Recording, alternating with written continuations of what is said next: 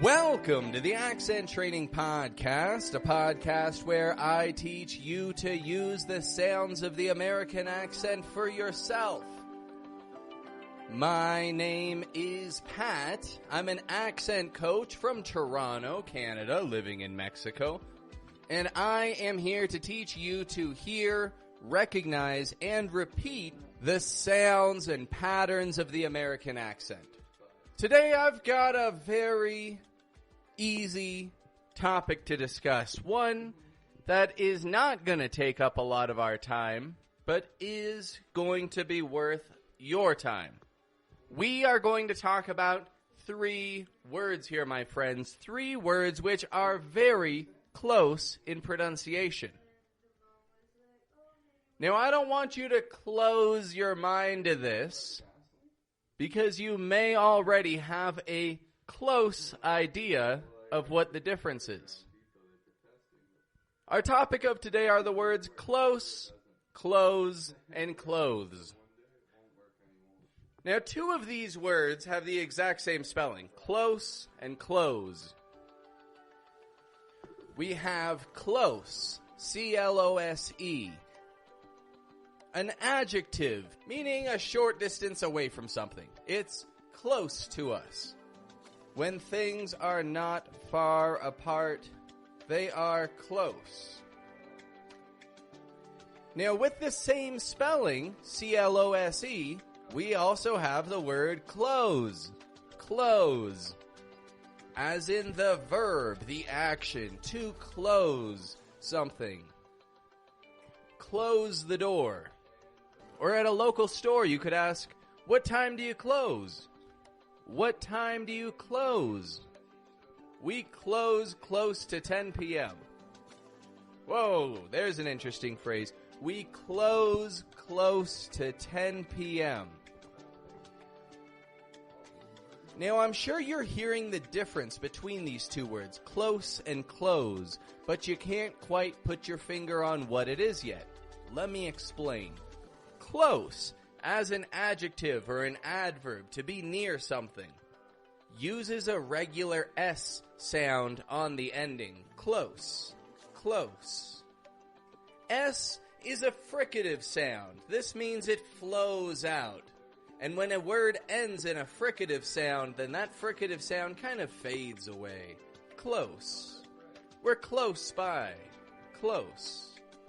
When we make the letter S, something important is that you have the tip of your tongue, not behind your teeth, not above your teeth, but that when you go S, the tip of your tongue is below your teeth. It's feeling your gums just below your teeth.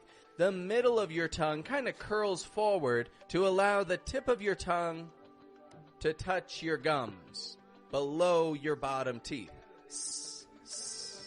This creates a small gap between the middle of our tongue and our top teeth, and we just push air through that.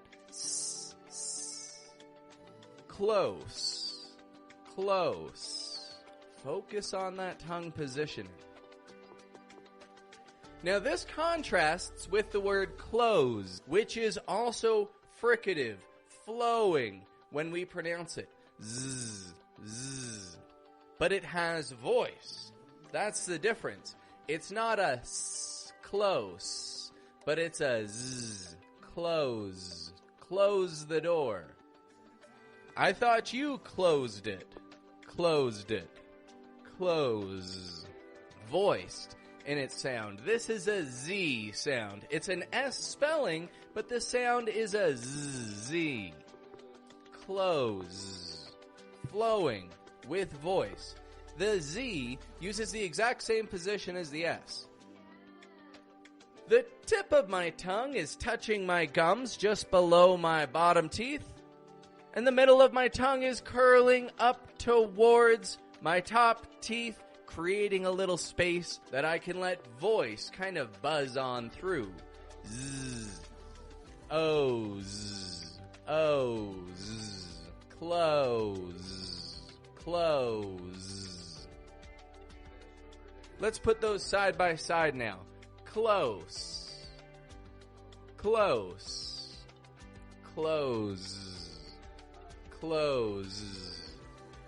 Notice how that fricative sound just trails off at the end. It's not a close, close, releasing an extra burst of sound, but rather it's fading, getting weak. Close, close, close.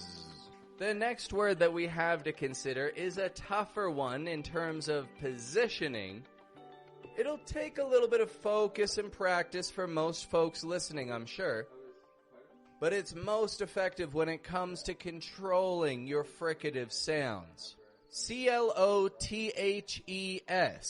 Clothes. Clothes. Clothes. Clothes. Clothes. Put your clothes on. Clothes on. Zon. I'm folding some clothes. I need to wash my dirty clothes. Here's what's happening. It's a very subtle movement, and it involves the TH and the ES. I have a quick moment where the tip of my tongue touches my front top teeth. The tip of my tongue just lightly touches the back of them, just very lightly, without making any pressure, without building up any voice or air. It doesn't burst out like a the, but it just lightly flows, much like the S and the Z. S, Z, th. You hear that TH sound? It's different from the Z, Z, Z, but it's very subtle in the difference. Z, Z. Now, like I said, I have the tip of my tongue very, very lightly touching the backs of my teeth. This positioning allows for a lightning, quick transition from the TH to the Z. Z, z, z, z. Oaths, oaths, clothes, clothes, clothes, clothes. Like I said, that's a tricky transition. It's a very specific difficulty, and it's a very difficult transition. Oaths. And if you don't get it right away, that's totally fine. Because what does this tell you about yourself? This tells you that you have a little work to do if you want to make English words feel more natural. Don't get discouraged if this doesn't sound great right away. Allow it to inspire you. Allow it to motivate you and guide you into the direction that you need to be learning. Maybe those S's and Z's felt really awkward to you using this different American-sounding positioning. That's good. That's good that you're aware of that. Now, not only do you know that there are changes to make, but you know exactly what changes to make. Maybe the TH positioning was very tough, and it felt forced, and you feel your voice popping out. Clothes, clothes. Maybe that's how it sounds when you pronounce it. That's totally fine as long as you recognize it and adjust.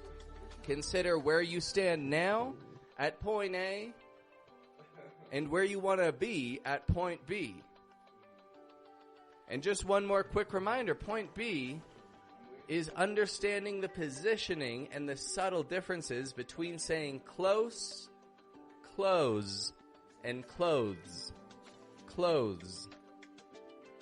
Close, close, z, clothes, z, clothes, z. Now those are going to take a little bit of work and consistency on your part. Fricative sounds are tricky. The positioning for fricative sounds is tricky. And it takes a lot of time and patience to get the hang of them. But for now, just focus on these basics and know that there is a difference, while it may be subtle, between the words close, getting the S sound, close, buzzing, vibrating with that Z sound, and clothes. getting the TH, very softly, before a brief and fading Z sound. Clothes. And that's what I've got for you today, folks. That is our lesson for today. Like I said, a very quick topic, a very easy topic. This was just something that came to my attention in the middle of a class, and I thought, I'll bet this student isn't the only one who confuses these words. And I wrote it down as a note, and as soon as I finished that class, I said to myself, I'm going to take some time and record this episode. So now that I have it recorded, I'll just take a little bit of time to edit this bad boy and release it for the masses to hear and enjoy. So let me close this one up by saying thank you for your time today. If you like what you heard, make sure that you hit subscribe so that you're notified as soon as I have new episodes available for you in the future. And I look forward to teaching you countless more subtleties of the English language in the days to come. Thank you for your time, and have a good one, folks.